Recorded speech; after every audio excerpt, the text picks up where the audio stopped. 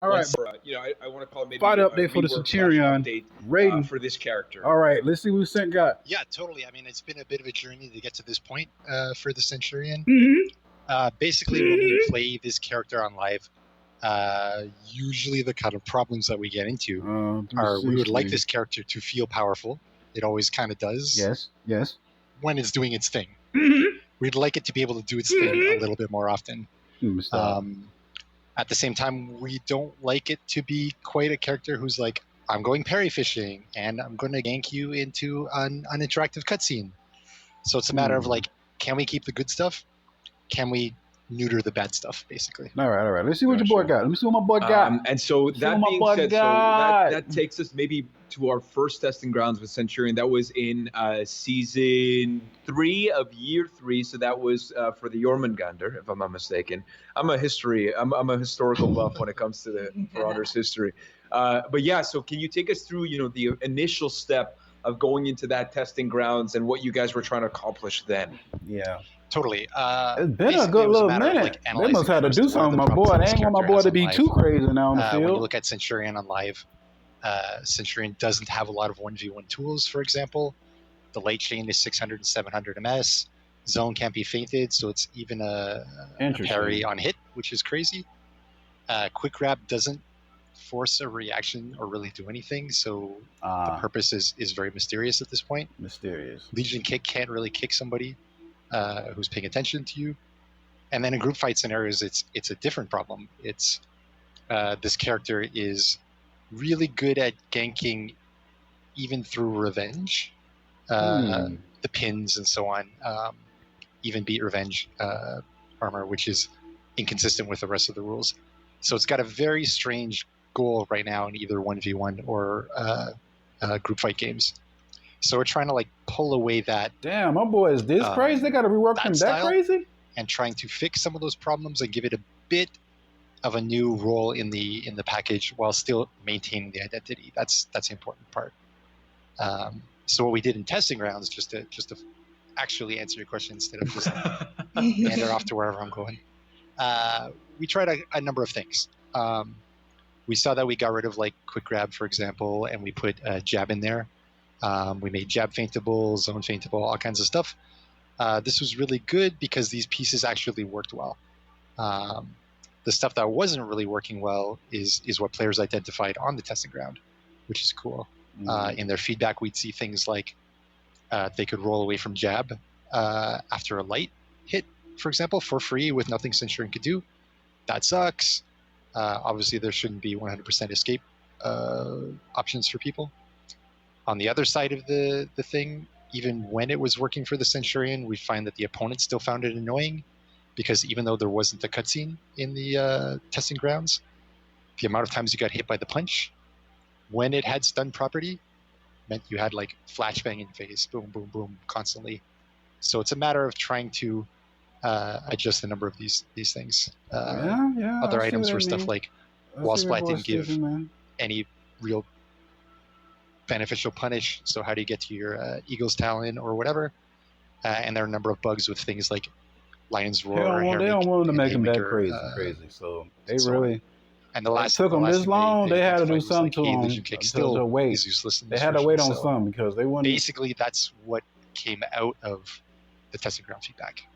Okay, well, and that I guess takes us into today, and what changes you guys made to address that feedback. So I guess you can go into the details of like, okay, now we've went through that initial phase of testing grounds. We've gotten the feedback. Next week, players will be playing something. Let's dive into those details. Totally, yeah, exactly. I mean, coming out of that testing ground, basically it was the amount of time to look at the feedback and figure out how do we adjust each of these things. So I guess let's hit it without further ado, right? All right, let's see what your boy got. Cool. So sent, here we go. All right, so top to bottom, I'll kind of give it a little bit so the people who haven't seen the testing grounds can see a little bit of like what is the stuff that was good then and we're keeping, and then what is the new stuff. So Okay. Zone attack, anyway, is now feintable, obviously. This is what people want. This is what people need. I mean, yeah. And it doesn't make Centurion sad to actually hit the move and get parried afterwards. So yeah, yes, because cool. he can't stop his own. He just keeps second going. attack is feintable, and third attack is feintable. And you'll see. Okay, that was the first fainting on the second attack there, fainting on the third attack there, and now we're going to target swap. What's that? Yeah, Clarissa loves her target swaps, doesn't she? You know, when you got a gank or when you're in a 1vx situation, you gotta learn how to target swap. But you know, what's really cool about this one is it gives the players more control and it makes the zone attack more viable because you know you can, instead of letting it rip and then watching you be like, oh no, they're gonna block it, easy parry, I'm dead. Now they can swap or they can feint it. Correct. Exactly. So he's a little more unpredictable in this case. So Yeah, that's going to be good for him, which would be cool. Okay. After that, charged heavy finisher, as we saw in the testing grounds, is feintable, even once it reaches the unblockable portion. So we'll see a video for this one as well. Damn, 6 minutes. We'll see the character. Inconfident. First, I guess. Followed by feint. Yep, you saw the unblockable there. So the VFX and the unblockable icon, the fire and so on, all appear.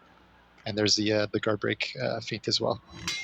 So with the change, these are 3 options that players can use to, you know, have some mix-ups into their combat, right?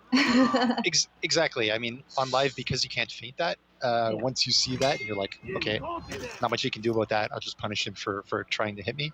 And here, now it's actually going to be a threatening option. That's going to be super cool. Yeah, I think this one's a good tool, especially when you want to condition your opponent. So it's like, you know, when you want to keep doing it, like feint, and then eventually maybe throw out the guard break at the end. Or maybe let it rip, because they might think you're going to feint it or whatnot. So it's really... You have choice. Yeah. Okay. So that's going to be cool. I'm really focused right now. I'm trying to see what they did to my boy. Jab. Okay, as we saw in the testing grounds, it is now feintable, but we made a number of timing options here, timing changes to this in the branchings and so on. So if you do this jab is feintable, confirmed light, and then you attempt to jab, it's going to work. You have options to actually hit that or feint guard break that and so on. Same if you go to heavy and feint guard break and so on. These feints into guard break and such are actually going to work now, which is super cool. Besides that, we've tried to reduce the frustration of being punched so often. We've removed the stun property on this, so you're not going to get flashbanged constantly. Jab is also target swappable as you're charging it. For Clarissa, wherever she is over here, personally. Yeah. Great point. And we added, that's a great point. And we added an uninterruptible stance just before the hit, similar to, say, Warden's shoulder bash. Let's keep going through a little bit. Light attacks. Okay, so second light attack used to be 600 MS. Third light attack used to be 700 MS. Can anyone imagine what this attack actually looks like on live? I know I can't. So we've made it 500 here. And now you can see it. Probably for the first time in a year or 2 years, which would be cool. So hopefully trying to bring this to parity with everybody else. All right. And just give you a few more options after getting a confirmed jab or for confirmed light on something. Cool. So let's put it all together there. On the next one, we've removed quick throw entirely. So again, quick throw threatens the guard break. However, the other options that this character has are light or heavy or whatever, right? So if you know that, you know you don't have to dodge anything after you get hit by something. You can just stare, try to block the light, and if he does a quick throw, you just tech it. So it's not a scary move. Instead, we've replaced it by jab. So all through this chain now, you're going to be terrified by, like, is it going to be jab? Is it going to be fully charged jab? Is it going to be jab, feint, guard break? Is it going to be whatever, right? Light or heavy as well. Okay, cool. I think we've got a video to show lights and jabs all put together here. So light into jab, light into jab, light. Oh, more combos. Oh, I like that. I like that. Getting a beating over there. Yep. So as you can see, there's a variety of things you can try at this point. And I forgot who's similar to Centurion when they do that. Even further.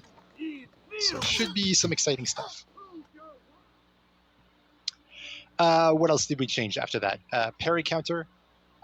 So one of the things identified by players in the testing ground was when you get a wall splat off of parry counter, it's really not very satisfying. You didn't get the charge heavy very often, and you didn't get anything else. Oh, when you charge up the heavy punch and is allow hit that R2 button, it's a wrap for your boy when you stab him in the gut when you hit him on the floor. On wall splat, you can get the fully charged jab for Sometimes free. It doesn't work. That's hard. So this should bring you to Ego's Talon, at least through some.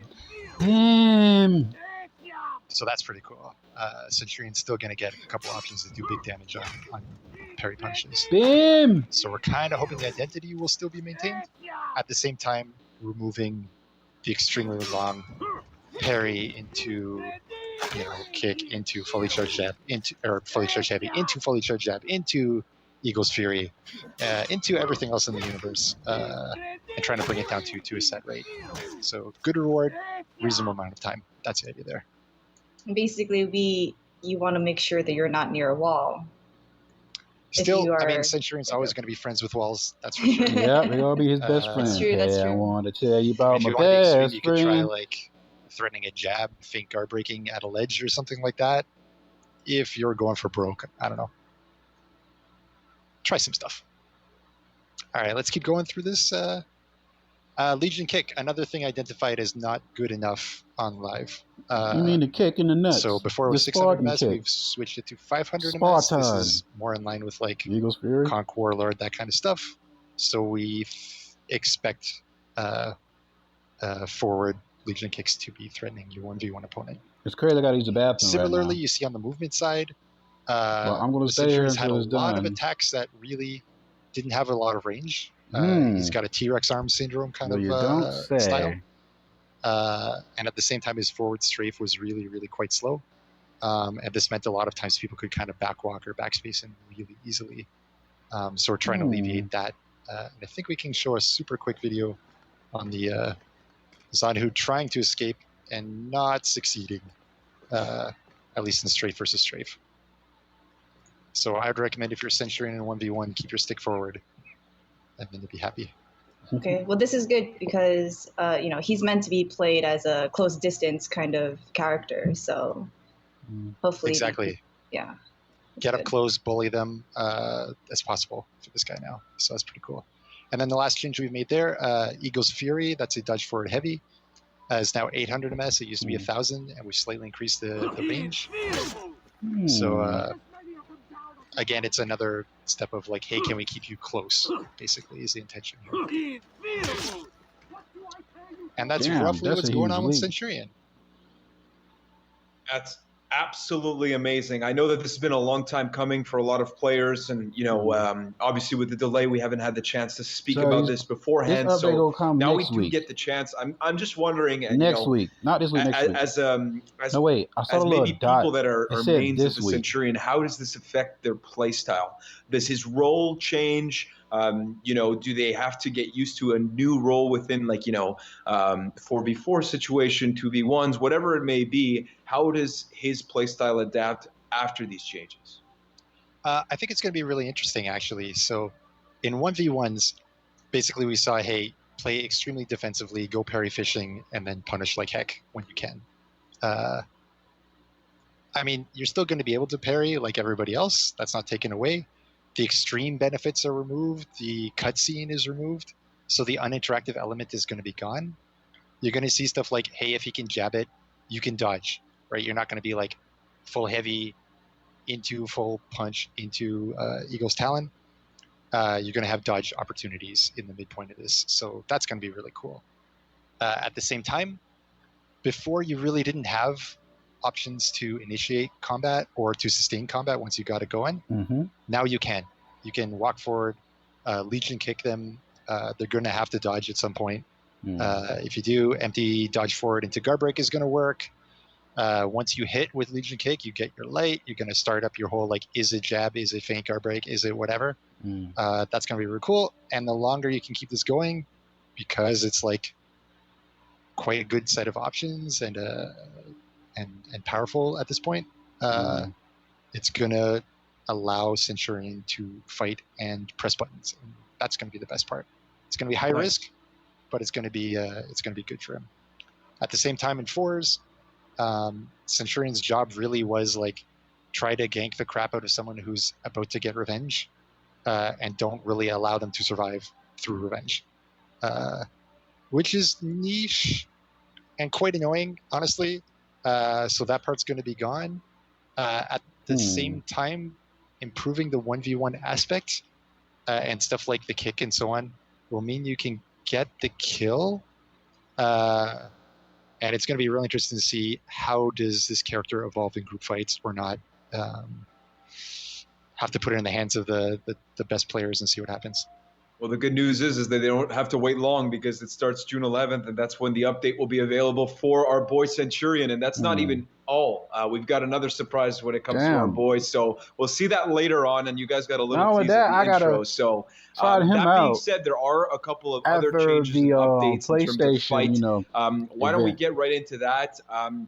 I guess my question to start you off is really, is there a common theme here in the changes that you're going to run through right now? Yeah, for sure. I mean, most of the stuff you're going to see in the hero balancing segment here. Let me cut some of my stuff real short. I ain't want this to be long. Guys, we're doing like a player survey. Uninterruptible stance now starts at 600, was 400, and sides will now be 500. So this means if he's trying to feint, if he's trying to parry, and he's right or he's wrong, blah, blah, blah, there's going to be a little less leniency towards the Jormungandr in those states. Also, slightly later is a little more in line with a character like Warlord. So as you can see from Warlord, post our previous testing grounds, Warlord's become fairly meta, let's say. I don't think this will be atrocious to your own players. Not meta. And at the same time feeling much more fair for everybody else. All right, let me and Serpent. Y'all ain't gonna hear me, but which is dodge forward heavy. Let me it's gonna be much later. Again, much more in line the with double R. Than, I will be back. Stamina damage and regeneration pause. This is also identified as a big element of frustration for characters.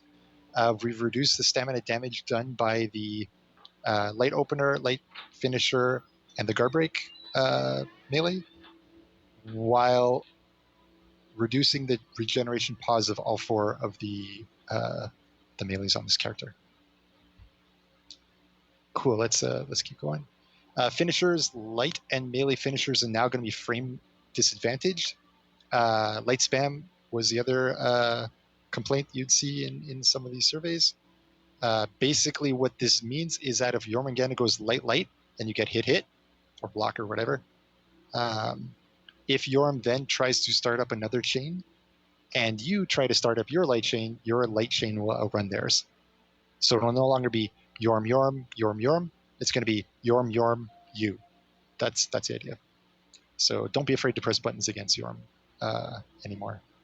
So for that part, sorry to interrupt. So so that happens if it's confirmed, or just like no matter what, like if it's blocked, confirmed? Basically in all situations. Same with melee finishers. Even if that hits, you're going to be the first one to act after that. And we've made slight timing adjustments that allow a little more ease of parry of the light finisher as well. So generally, you're going to have a couple more options when you're faced with that second attack from Yorm. At the same time, the benefit that we're going to give Yorm here is the heavy-to-heavy finisher guard break. Actually now can work. Before you could roll it for free, and that's no longer going to be the case. So it should be cool. Hitokiri, same deal basically as Yorm here. Uninterruptible stance and the light finishers are usually the pieces called out on this character. So specifically, we're going to remove the uncharged heavy opener's uninterruptible stance. It's no longer going to have armor, basically. Okay. You still get it when you fully charge, I'm back. And that's going to be all right. So sad days for heavy on red fans, but good days for everybody else. And then sweep, we're going to slightly make the uninterruptible stance a bit later as well. Again, this will be more in line with Warden timings that seem fair to me. Late finishers, same deal as Yorm. more or less same deal as Yorm, let's say. Oh, we get a chance to dodge. The difference is they will no longer be enhanced. So that means if you block, it will actually stop the Hitokiri, which would be cool. And we've slightly adjusted timings so that it is a little easier to dodge or to parry the late finisher as well. So the expectation is to see less heavy on red and less light spam problems. Finally, the fun one. Who wants to pronounce this one? We've tried it a few times. Senbonzakura. Damn. Terrible. That was terrible. No, that was good. What? No, that was actually correct. I'm gonna get roasted in the chat. I know for a fact. But let's go. No. Okay. I think it's what? I appreciate it, guys. For me, I would have said Zenbonzakura, but I don't know. That's a lot better. You see? That outshined me. But please go ahead. It's way better than us. So yeah, we'll just move on. We'll call it tier 4 of the Hitokiri. What everyone basically knows it as. Exactly. We just call him Hito. Top unblockable attack. Hito. That's why I call him Hito. Therefore, it is parryable. Therefore, it will auto parry instead of, the feel bad scenario of like I parry one character, but then Hitokiri kills me with the unblockable on the other side. So it's going to be cool, I think. Shugoki, same deal on the uninterruptible stance. Man, I wish there was a better name for uninterruptible stance. Put it in chat if you know what that is. Yeah, it's a mouthful. Light opener, we're going to make it a bit later to 300. It used to be 200. And the heavy opener, the uninterruptible stance will start at 433. Basically, same deal as the other characters. We'll make it a little bit later. It's still going to be all right for Shugoki, but heavy on red, or light on red in this case, is going to be a little less powerful.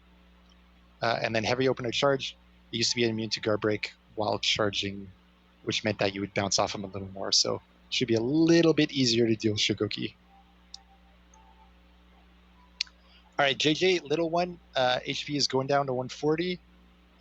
This brings it in line with everybody else in the cast as a 140 max, except for the next guy, Lawbringer, who's also coming to 140, thankfully.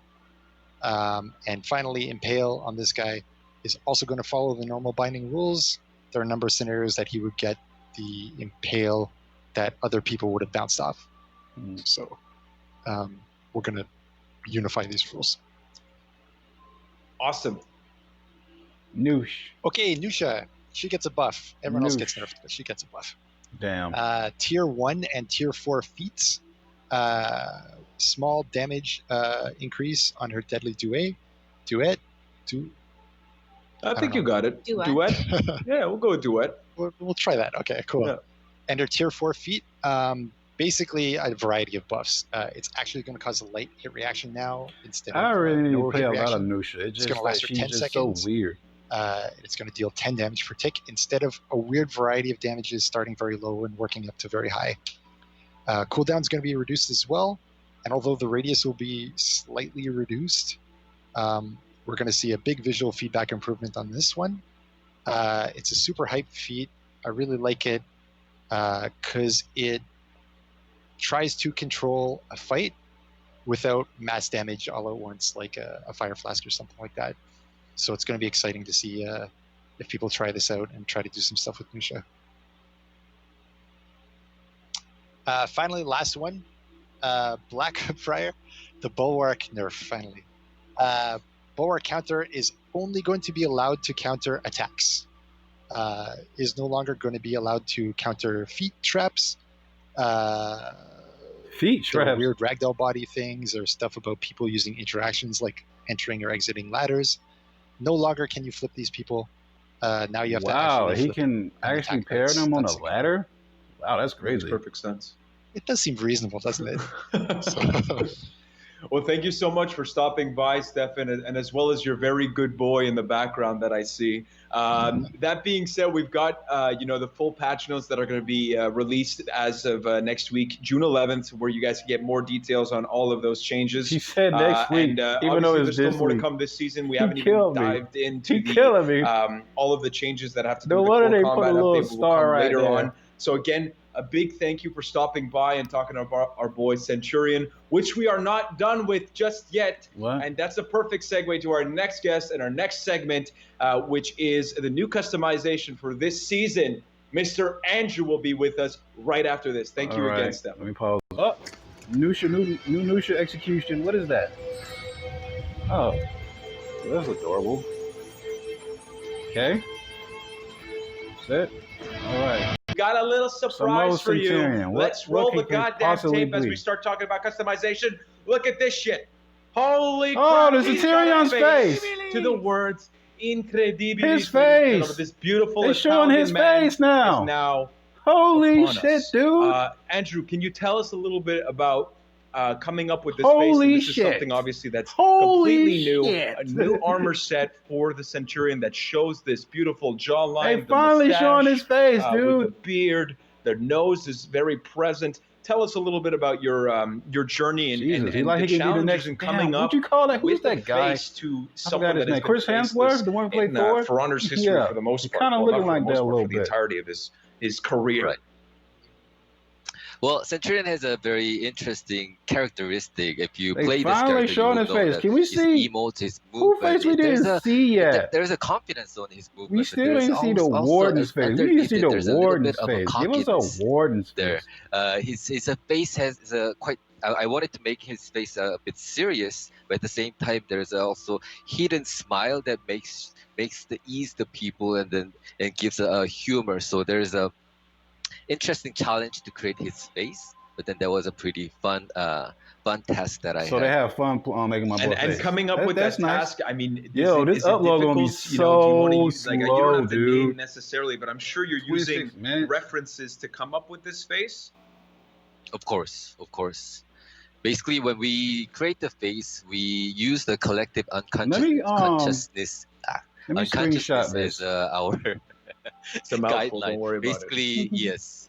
We watch a movie and there's an actor who acts acts like a Centurion in the movie. And once you see their face, that's like, oh, I remember that face who was acting in that way. That's how we use how we create it's the process of creating the face. So we are they going to show everyone's face? Actors and try to combine it to get the right feeling of this character. And that's they how need to do that. They didn't show a lot. I want to see Shigoki's face. Right on the nose. Shigoki, they have some hard time. Shoot, I want to see the Kensei and Orochi's face. His armor, well, we already saw how. So I'm assuming that this might. They need to give us your boy face with the story mode. That people can get.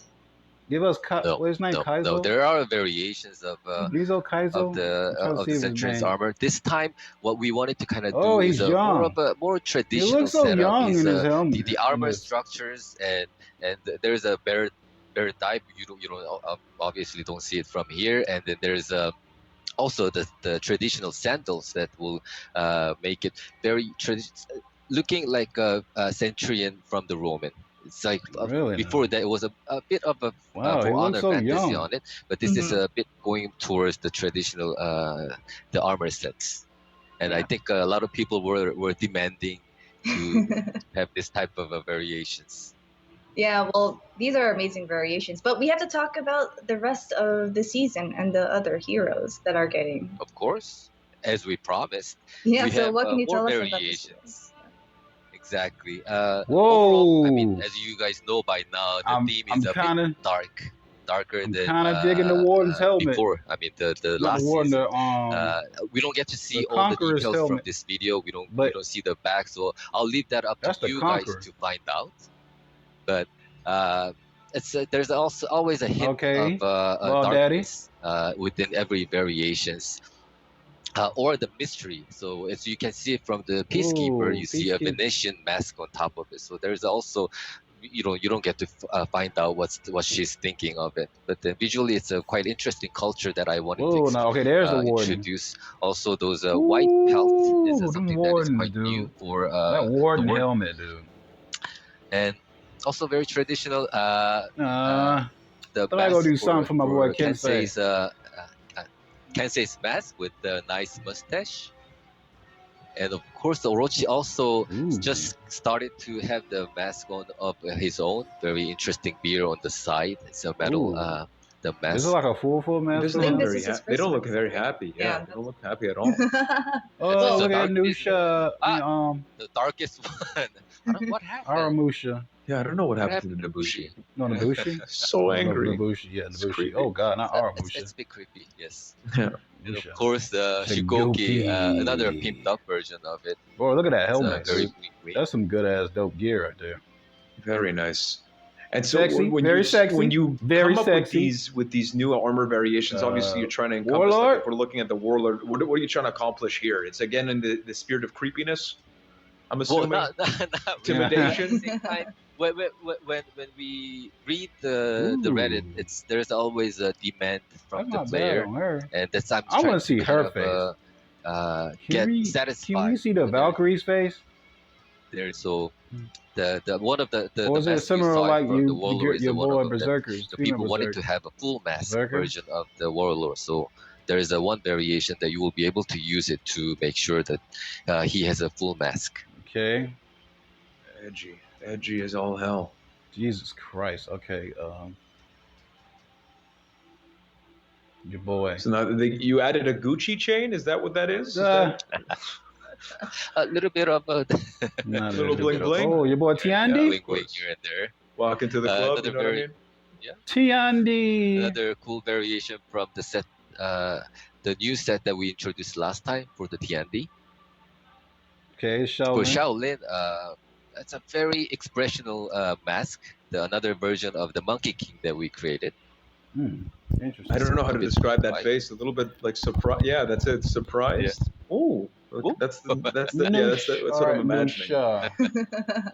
Is the next one the Hitori? Very cool patterns and nice engravings on Lucia, and a mask version of JJ. JJ's not looking as happy-go-lucky this time around.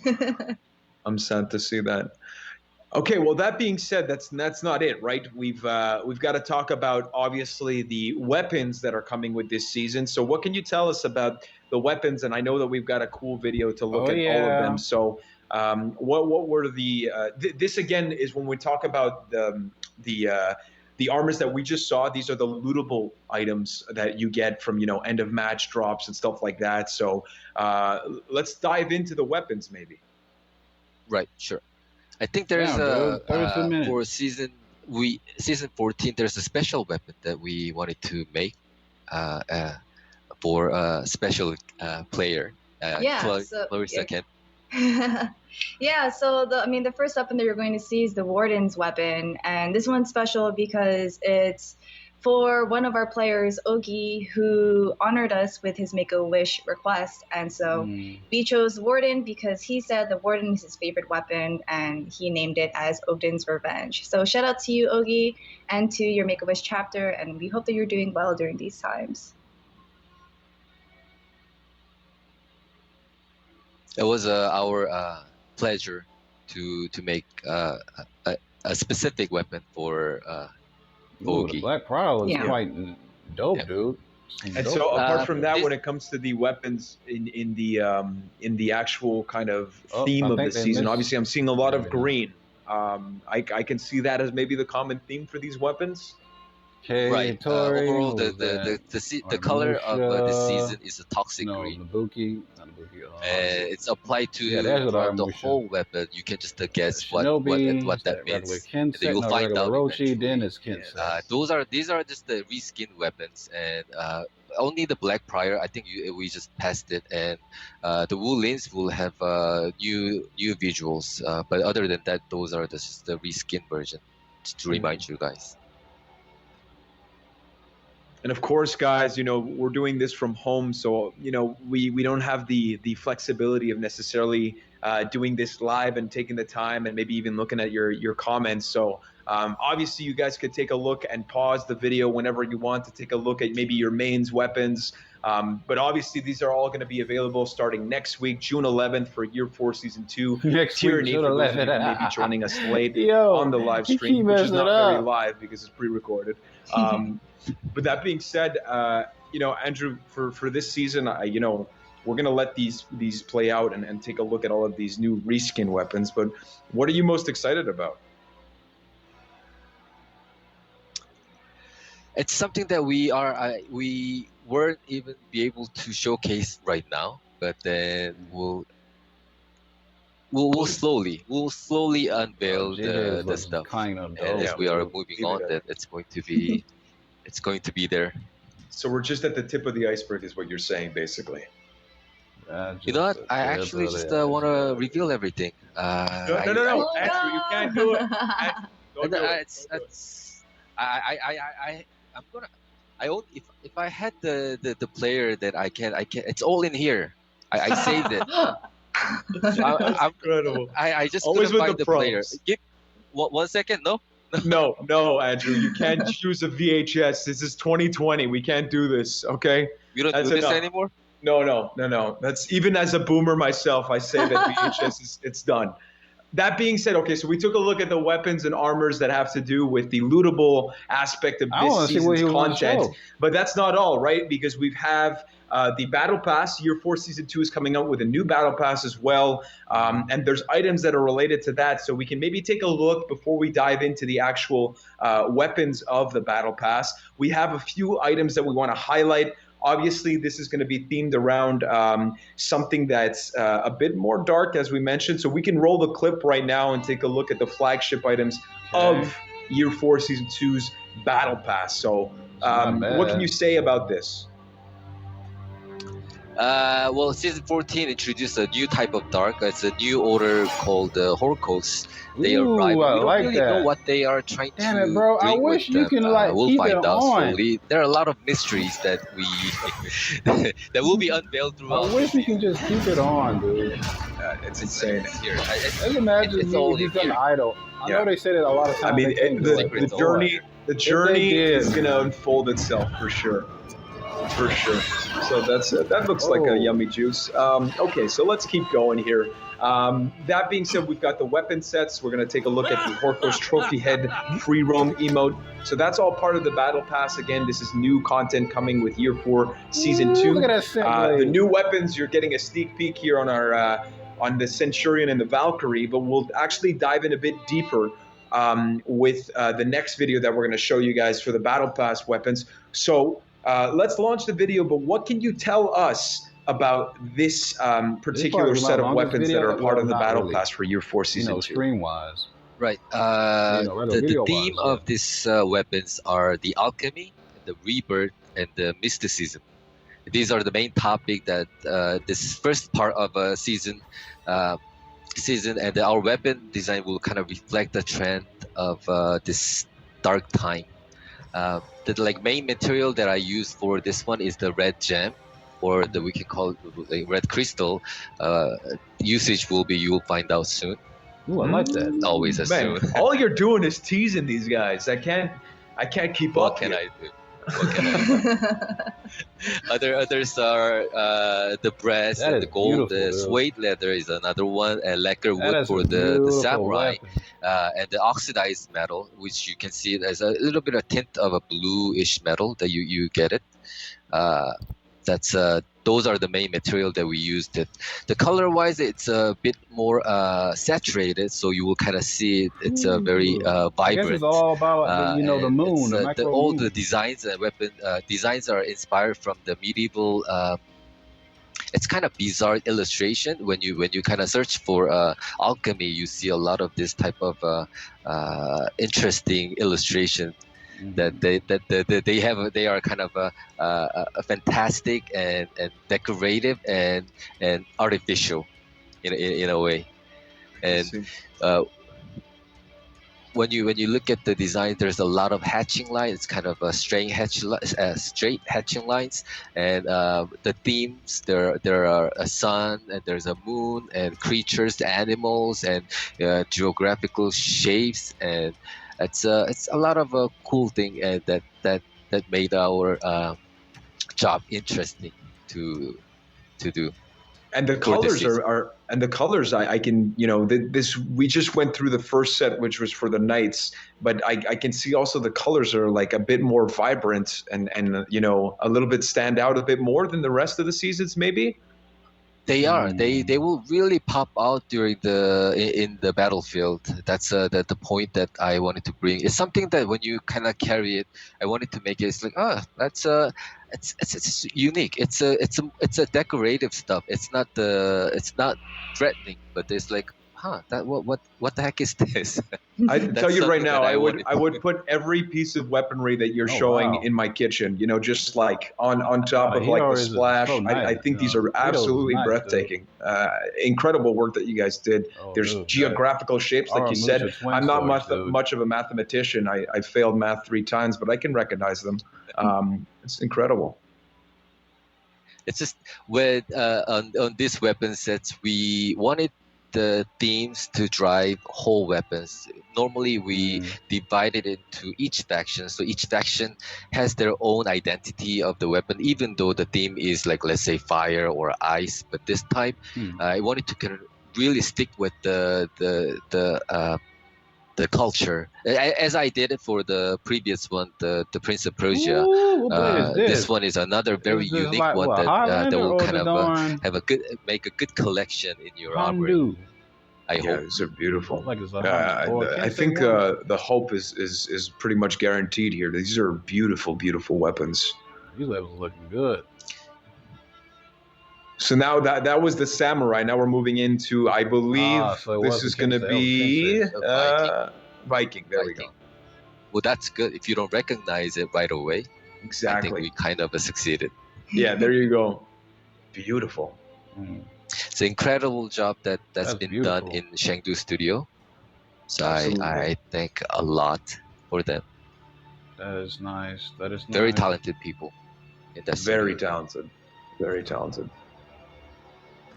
When it comes to art, when it comes to art, I think my biggest creative achievement is being able to draw a heart, and that's pretty much it. Like I can do a heart not bad, like on a first try, but even then I have to erase sometimes. So the talent that's here compared to mine, quite drastic difference. Big difference, buddy. Quite interesting. This one for the Clarissa. Yeah. I don't know. I mean, I'm gonna collect them all. Well, I mean, like, you know, you can when you're, because it's all in the battle pass. For Yorm. Nice, dude. Insane. Oh, this one's my favorite. The shield.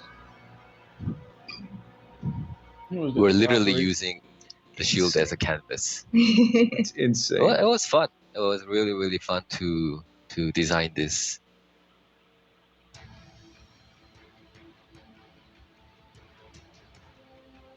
So this is for the Warlord. Again, the shield, just again, breathtaking. Insane. The color is, again, like, I don't know, like, for me, it just stands out. Mostly every last one of them. For whatever reason, and you mentioned it, like, you know, you wanted to go for something that is going to stand out in the battlefield. But this time around, there's just something about these weapons that, you know, just, it's so unique. You know, the mix and match of the colors and stuff like that. Just, they really went in. It looks like nobody else has it, you know? And it's great.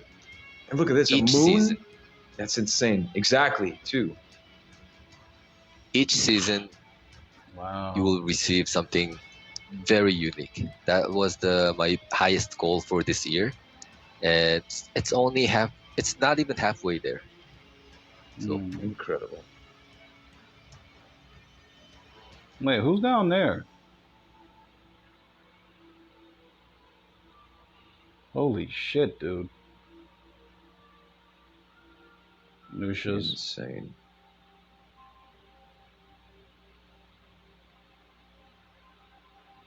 A little rose gold finish there that I'm seeing. Maybe. What is that, an escargot? Is that a snake? It's a danger. It's a nope. It's a nope rope there. Okay, there's 2 nope ropes. Okay. The Shaolin means business.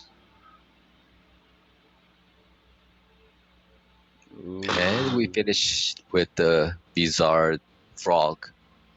That's incredible. I mean, nice. I'm game to finish on the Bizarre Frog. By all means, this is actually very incredible. Year 4 Season 2, again, this is the collection of items that you see for the Battle Pass of Year 4 Season 2 Tyranny. Again, we didn't have the flexibility of necessarily being able to pause on each item as we normally do, but you guys kind of get the sense of all of this great stuff that you'll have access to. Again, there's the free pass and the premium pass. So this will be available for the premium pass owners. You'll have that showcase within the VOD if you guys choose to take a look at the items that you want.